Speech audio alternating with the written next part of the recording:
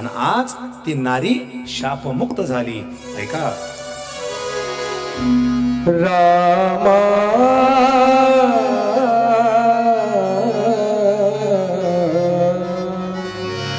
चरण से लागले आज भी शाप मुक्त झाले, आज भी शाप मुक्त झाले.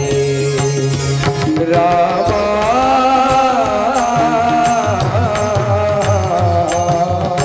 चरण तुझे लागले आज भी शाप मुक्त झाले, आज भी शाप मुक्त झाले.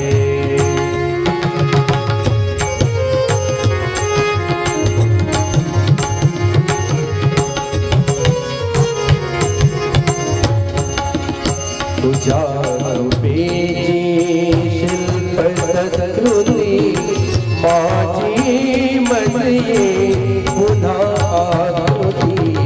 तुझ्या रूपेची शिल्प संस्कृती माझी मजये पुन्हा आकृती.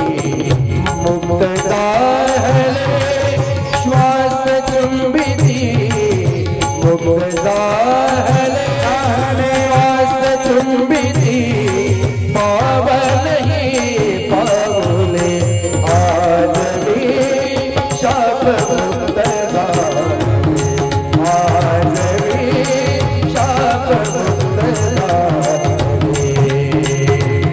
रामा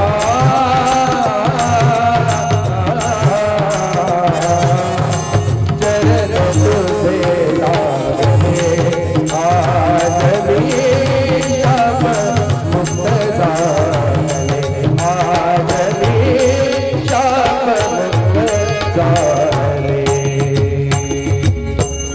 अरे प्रभूंचा स्पर्श झाला की जीवन पापातून मुक्त होत असते. तृणाग्नी मिळे समरस झाले तैसे नामे केले जपता हरी. ज्या सुनाम सुमिरत एक बारा उतरई नरभव सिंधू अपारा. तुळशीदासजी म्हणाले काय झालं, प्रभू रामचंद्रांनी स्पर्श झाला, अहिल्याचा उद्धार झाला आणि गौतम ऋषीने ओळखलं अंतर्ज्ञानाने. आज पुष्पक विमान आलं आणि आज अहिल्या पापातून मुक्त झाले. पुढे दोनही भावंड जनक राजाच्या नगरीमध्ये पोहोचले आणि जनकांनी स्वागत केलं विश्वामित्रांचं. आई महाराज आणि विचारलं हे दोन मुलं कोण आहे. विश्वामित्र म्हणाले ओळखा, तुम्ही तर त्रैलोक्यातले भविष्यकार आहे. तेव्हा जनक राजा म्हणाले ज्या अर्थी या दोनही बालकाकडे पाहून मुलांकडे पाहून माझं मन आकर्षित झालं आणि मी प्रसन्न झालो, त्या अर्थी हे दोनही मुलं प्रत्यक्ष देवाची मूर्ती आहे. हा ब्रह्ममूर्ती संत जगी अवतरले आणि उद्धराय आले दीनजना. तुम्हाला एक सांगतो, संताची भाषा संतच ओळखतात. बंदर क्या जाने अदरक का स्वाद हे कळत नाही, जावे त्याच्या वंशा तेव्हाकडे. आता काय झालं, दोनही भावंडांची नियुक्ती झाली. आता सीता स्वयंवराय तयारी झाली. धनुष्य आणून ठेवला आणि अट होती जो धनुष्याचे 2 तुकडे करेल त्याला सीता वर माळा अर्पण करेल. आणि सीता काही साधी नाही, आदिमाय शक्ती आहे आणि तो धनुष्य काही साधा नाही. प्रत्यक्ष भगवान शंकराचं अधिष्ठान. अरे सीतेने एक दिवस पाहिलं दशरथ राजाने, सारवण करता करता कोण आहे सीता आहे का, तो धनुष्य उचलायचा होता एवढा भारी, असा अलगद उचलला सीतेने हाताने धनुष्य अलगद आणि लगेच खालचं सारवून घेतलं. दशरथाने जनक राजाने पाहिलं बापरे एवढा भारी धनुष्य सहज हाताने उचलते म्हणजे हे काही साधारण नाही, प्रत्यक्ष आदिमाय शक्ती आहे. असा वर निवडला पाहिजे की ज्याचा अधिकार ब्रह्मांडाच्या पलीकडे आहे. असा कोण मिळेल. मग घोषणा केली जो धनुष्याचे 2 तुकडे करेल त्याला सीता वर माळा अर्पण करेल. आणि मोठे मोठे आले त्या ठिकाणी. कोण कोण आलं, मोठे योद्धे वीर. त्यांना वाटलं धनुष्य आम्ही मोडणार. सगळी बसली बैठक, राम लक्ष्मण विश्वामित्र बाकीचे राजे. एवढ्यामध्ये रावण आला, लंका नगरीचा राजा. आणि काय म्हणतो रावण, अरे जनका या धनुष्याचे 2 तुकडे करणार आणि तुझा जावई होणार. काही गोष्टी बोलायला सोप्या असतात पण करायला कठीण आहे. रावणाला होता अहंकार, त्याला वाटलं हे सोपंच आहे, धनुष्य उचलायचा आणि 2 तुकडे करायचे. पण अहंकार कधी टिकत नसतो, लक्षात घ्या. अहंकाराचे अधोगती व्हायला वेळ लागत नाही. जसा रावण धनुष्याजवळ गेला, सीतेने प्रार्थना केली, जगदंबा मातेला, माते प्रभू रावण अतिशय अहंकारी आहे, मग तू धनुष्य काय कर, इतका भारी करून टाक की रावणाला धनुष्य उचलता कामा नये. आणि तसंच झालं. जसा धनुष्याला हात लावला रावणाने, उचलायला सुरुवात झाली. हळूहळू हळूहळू वर उचलला. नमस्कार तर केला नाहीच, अहंकाराने धनुष्य उचलला. जसा टोंगण्यापर्यंत उचलला आणि रावण त्याच्या खाली चेंगरला, मला वाचवा, मला वाचवा, मला वाचवा, वाचवा. जसा रावण त्या धनुष्याखाली चेंगरला गेला, जे बाकीचे राजे होते ना, त्यांच्या दातकड्याच बसले. काही काहीला आला हिवता. त्यांनी म्हटलं, ती विचार करे म्हणजे रावणाची जर चालली नाही तर आपली काय. मग त्यांची भाषाच बदलली. ते काय म्हणे माहित आहे, आपण धनुष्यमुळासाठी नाही आलो म्हणे. मग आता जनक राजा म्हणतील, तुम्ही लग्नामध्ये आले नाही आमच्या पोरीच्या, कारण अधिकार साधा नव्हता. पण ज्या वेळेला रावण चेंगरल्या गेले, अशा वेळेला पुन्हा सीतेने प्रार्थना केली, जगदंबेची माते आता काय कर, आता जर माझे राम ज्याचं रूप निर्मळ आहे, निज रूप दाखवा हो, हरिदर्शनास या हो, आणि धनुष्य हलका करून टाक माते. का प्रभू रामाने जर धनुष्य उचलला तर 2 तुकडे झाले पाहिजे. सीता मातेने प्रार्थना केली, अंबे चरण कमल है तेरे, हम भवरे है जन्म जन्म के, निसिन देते फेरे. आणि खरंच झालं. एवढ्यामध्ये एक सेवक बोलला जनक राजाच्या, इथं असा कोणी क्षत्रिय नाही ज्याच्यामध्ये अशी ताकद नाही की 2 तुकडे करू शकते धनुष्याचे, असं कोणीच नाही. लक्ष्मणाला राग आला. लक्ष्मण क्रोधी होता आणि तो म्हणतो, शब्द सांभाळून वापरा, आम्ही राजपुत्र आहोत, आतापर्यंत असे कितीतरी धनुष्य तोडून टाकले आम्ही, हा आम्ही क्षत्रिय आहोत. राम म्हणाले, लक्ष्मण जरा स्लो कूल डाऊन, शांत. कारण लक्ष्मण काही साधा नाही, शेचा त्याला अपमान थोडाही सहन होत नाही, भावाचा अपमान तर मुळी सहन होत नाही. मग विश्वामित्राने रामाला डोळ्याची खून केली. प्रभू तुम्ही जा आता, राम तुम्हाला धनुष्य मोडायचं आहे. गुरुची आज्ञा होती. प्रभू रामाने गुरु महाराजांना वंदन केलं, नमस्कार केला आणि धनुष्याजवळ पोहोचले. प्रभू राम धनुष्याला वंदन केलं आणि सीता उभीच होती वरमाळा घेऊन, नाही का, ती वाटच पाहत होती. प्रभू रामाने 2 तुकडे करावे का, हाची नेम आता न फिरे माघारी, आणि बैसले शेजारी गोविंदाच्या. जसं धनुष्याला 2 तुकडे केले प्रभू रामाने, धनुष्य अलगद वर उचलला. ज्याच्या ओढीला ब्रह्मांड पुरणार नाही, धनुष्य हळूच वर केला आणि धनुष्याचे 2 तुकडे झाले. सर्वांनी टाळ्या वाजवल्या, टाळ्यांचा कडकडाट. आणि सीता मात्र पुढे हजर होती. जसं रामाकडे पाहिलं, यावेळेला सीता लाजली. कशी लाजली पहा, लाजली सीता स्वयंवराला, पाहुनी रघुनंदन सावळा, पाहुनी रघुनंदन सावळा. लाजली सीता स्वयंवराला, लाजली सीता स्वयंवराला, पाहुनी रघुनंदन सावळा, पाहुनी रघुनंदन सावळा. लक्षीदार रम्य मंडपी जमली सारी, घोर मंडली लक्षीदार रम्य मंडपी जमली सारी, घोर मंडली उभी जनका जवळी, उभी जानती जनका जवळी, घेवोनी धवल फुलाची माला. लाजली सीता स्वयंवराला, लाजली सीता स्वयंवराला, पाहुनी रघुनंदन सावळा.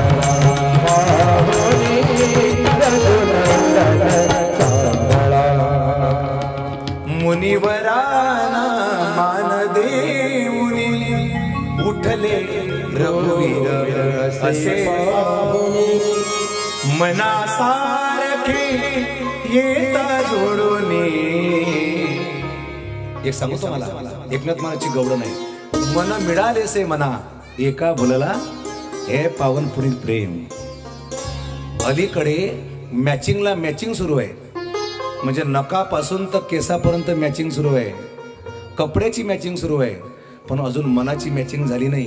ज्या दिवशी मनाची मॅचिंग मनासोबत होईल त्या दिवशी घरातले भांडणं संपतील, वाद संपेल. आणि ज्या दिवशी वाद संपेल त्या दिवशी रामराज्य येईल. एक टाळी सर्वांनी वाजवून द्या. अरे वाद घातल्यापेक्षा संवाद साधा, म्हणजे जीवनात मार्ग तुम्हाला सापडेल. ऐका, सीतेने समर्पण केलं रामाला. प्रभू आपुला तो एक देव करून घ्यावा, तेने विना जीवा सुख नव्हे. हे तत्वज्ञान आहे सीतेचं, याचा अध्यात्म आहे. तुम्ही ज्यांच्या संगतीमध्ये गेलात त्यांनी तुम्हाला धोकाच दिला. आतापर्यंत अनुभव आहे संसारातला. येरते माईक दुःखाची जनती, नाही आधी अंती अवसानी. बस एका देवाशिवाय मला कोण सुख देईल. मी तुम्हाला एक सांगेल, ऐका मायबाप. एखादी स्त्री असेल, एखादी पत्नी असेल, जर तिला वाटत असेल की मी सुखी राहावं आयुष्यामध्ये, तर तिने आपल्या पतीला प्रेम देण्याचा प्रयत्न केला पाहिजे. कारण सुख त्याच्या प्रेमात आहे, त्याच्या प्रॉपर्टीत नाही. हा, प्रॉपर्टीमध्ये सुविधा आहे, सुख नाही. सुख त्याच्या प्रेमात आहे. आणि म्हणून मन मनाला मिळालं की जीवनामध्ये आनंद होतो. म्हणून पती आणि पत्नीचं नातं एक तत्व असलं पाहिजे. हम भिन्न हो सदे असे पर तत्व से सब एक हो. म्हणून तत्व जुळलं. आणि इकडे सीता माता हजर होत्या. पण तुम्हाला एक सांगतो बारकावा, प्रभू रामाने धनुष्य मोडला, पण मात्र धनुष्य मोडल्याबरोबर टाळ्या वाजल्या. सीता माता हजर होती, पण रामाने सीतेकडे पाहिलं नाही. त्याचं कारण आहे, राम मर्यादा आहे. आणि आपल्या वडिलाच्या आज्ञेमध्ये वागणारे रामाने विचार केला, आता आपलं लग्न होणार आहे आणि सीता वर मळा टाकणार आहे, पण आपल्या लग्नासाठी आपल्या बापाची परवानगी नाही. कसं आहे रामराज्य? आपल्या वडिलाला माहित नाही आज लग्न आहे, मग हा विवाह करणं योग्य नाही. मग अशा वेळेला विश्वामित्राने काय केलं, एक पत्रिका लिहिली, एक पत्र लिहिलं आणि त्यात लिहिलं, आपला मुलगा चिरंजीव राम याचे स्वयंवर ठरलेले आहे आणि आपली उपस्थिती प्रार्थनीय आहे. आपण सगळी अयोध्या नगरी या ठिकाणी सज्ज व्हावं, हजर राहावं. एका सेवकाकडे पत्रिका पाठवली. जसं दशरथ राजाकडे प्रभू रामचंद्राच्या विवाहाची पत्रिका गेली, अगदी आलिंगन दिलं, डोळ्यामध्ये अश्रू आले दशरथ राजाच्या. आता आनंद झाला. आणि बघता बघता सुमंत प्रधान दशरथ सगळे अयोध्या नगरी निघाली. जनक राजाच्या नगरीमध्ये मिथिलेला येऊन पोहोचली. जनक राजाला माहीत झालं दशरथ आले. जनक राजे धावतच गेले स्वागत करण्यासाठी. तेव्हापासून युवाई भेट सुरू झाली. हे युवाईची भेट असते ना, नारळ दुपट्टा, पण ते भेट वेगळी होती ना आजची भेट वेगळी आहे. मी तुम्हाला सांगतो ते भेट काय होती. जसे जनक राजे धावतच गेले, दशरथ पुढून आले. दशरथाने हात जोडले आणि सांगितलं, जनक राजे आपण का आलात? त्यांनी सांगितलं, आमचं कर्तव्य आहे तुमचं स्वागत करणं. म्हणे नाही नाही, तुम्ही देणारे आहात आणि आम्ही घेणारे आहोत. तुम्ही मुलीकडले आहात, आम्ही मुलाकडले आहोत. देणाऱ्याचे हात वर असतात आणि घेणाऱ्याचे खाली असतात. आम्हीच तुमच्या पायाला गायला पाहिजे. तुम्ही येण्याचे या ठिकाणी कष्ट करायला पाहिजे नव्हतं. म्हणजे मुलाचे वडील आहे, पण किती आनंद आहे, किती संस्कृती, किती आदर्श आहे. अलीकडच्या काळात बरेचदा असं होत नाही. एका लग्नात असं पाहिलं मी, एक नवरदेवाचा बाप रुसून बसला होता. इकडे सगळे वराडी आले, आता लग्न लागणार, नवरदेव मंडपात. मग सगळे म्हणे नवरदेवाचा बाप दिसत नाही आणि हा बसला होता रुसून. आता का रुसला कारण सांगतो तुम्हाला. मग काही वराडी गेले, काही मंडळी गेली. अहो म्हणले लग्न लागणार आहे आणि तुम्ही मुलाचे वडील चला. हा म्हणे मी नाही आत. अहो काय झालं, तुम्हाला कोणी बोललं का? काय झालं, काय झालं सांगा तर खरी. मी नाही आत, तुम्ही जा. ह्याला आला होता राग. मग हे वराडीमध्ये झालं काय ते सांगा. तुम्हाला कोणी बोललं का? तुम्हाला काही हुंडा कमी झाला का? तुमची काही मागणी आहे? हा म्हणे मी नाही येत. ह्याचा एकच शब्द. आणि हा काऊन रुसला होता माहिती आहे? मग कारण समजलं. हा म्हणे पहिला फेटा मला कोणी बांधला म्हणे. मग त्याकडे आहेच काय, 2 एकर वावर, त्याच्यामध्ये गांधरगवत वाढलं, राहायला थोडंच घर नाही. आणि रुसून बसलेला बाप नवरदेवाचा. झपाट्यानं काळ बदलला. आता उलट झालं. आता मुलाला मुलगी भेटून नाही राहिली. अलीकडचा काळपान हे काय पद्धत आहे. ज्या वेळेला कंसाने हत्या केली होती कंसाच्या गर्भामध्ये देवकीच्या पुत्राची, अलीकडच्या काळामध्ये बहुतांश लोकांनी आपल्या मुलीची हत्या गर्भामध्ये केली. त्याचा परिणाम असा झाला, मुलींची संख्या प्रामुख्याने कमी होऊ लागली. आता मुली मिळेना. आता बरेच मुलं असे आहे 40-40 वर्षाचं वय झालं, मरायला फक्त 15च बाकी राहिले, पण पोरगी नाही भेटून राहिल्या. एक जण मला म्हणे, महाराज जेवढ्या पोरी पाहिल्या पोरी नाही. त्याला म्हटलं असं कर बा, आता लेट होऊ नको, भेटन ते पोरगी करून टाक. एका जणानं 22 पोरी पाहिल्या, मग तो गेला 23वी पोरगी पाहाला. त्यानं ती पोरगी पसंत केली, पण त्या पोरीची आई म्हणे एखाद्या भिकाऱ्याला पोरगी देईन पण येल देणार नाही म्हणे. काहून? 20 वर्ष पहिले मले पाहिला होता म्हणे. हा झपाट्यानं काळ बदलला. मग मी सांगत होतो एका पोराला, म्हटलं काही टेन्शन घ्यायचं नाही, कुंभमेळा आहे आणि माझ्याकडे भगवे कपडे आहे. आता पर्याय काही गोसावी झाल्याशिवाय. पहा ना, प्रश्न असा आहे, ज्या वेळेला मान सन्मान झाला, मर्यादा पुरुषोत्तम प्रभू रामचंद्र सीतेचा अंगीकार झाला. इथे आमचे संत लिहितात, आमचे ऋषी लिहितात, आमचे तत्वज्ञानी लिहितात. हे नातं कशाचं आहे?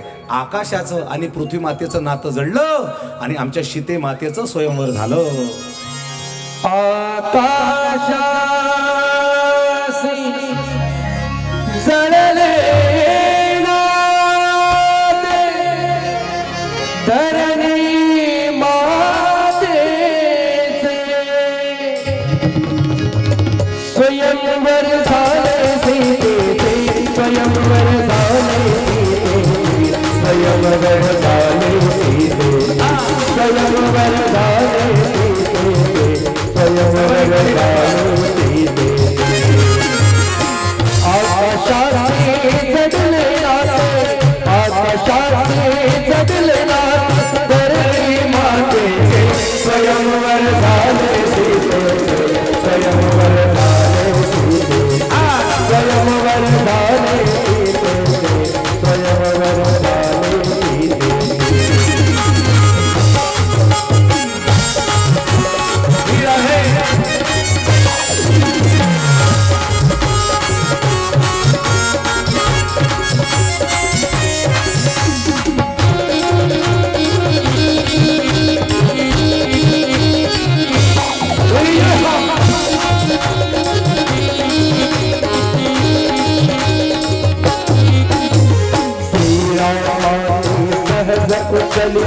धनु शंकराचे, श्रीरामाने सहज उचलले धनु शंकराचे. पूर्ण झाले जनकनुपाचा हेतू अंतरी, पूर्ण झाले जनकनुपाचा हेतू अंतरी. उभे ठाकले बाप सावळे, उभे ठाकले बाप सावळे, समोर दुहिते स्वयंवर झाले सीतेचे, स्वयंवर झाले सीतेचे, स्वयंवर झाले सीतेचे, स्वयंवर झाले सीतेचे.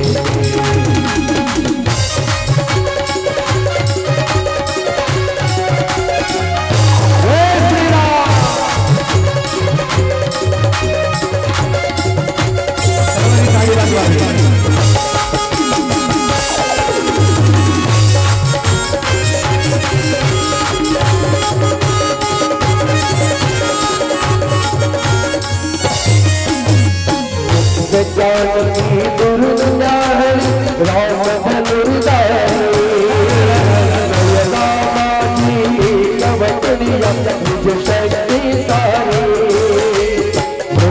जानकी दुर्गाहरी राम धनुर्धारी, नयनामाची कवटनिया निज शक्ति सारी. फूल लागले फूल हर हर, फूल लागले फूल हर हर, काली लगे स्वयंवर झाले सीतेचे, स्वयंवर झाले सीतेचे.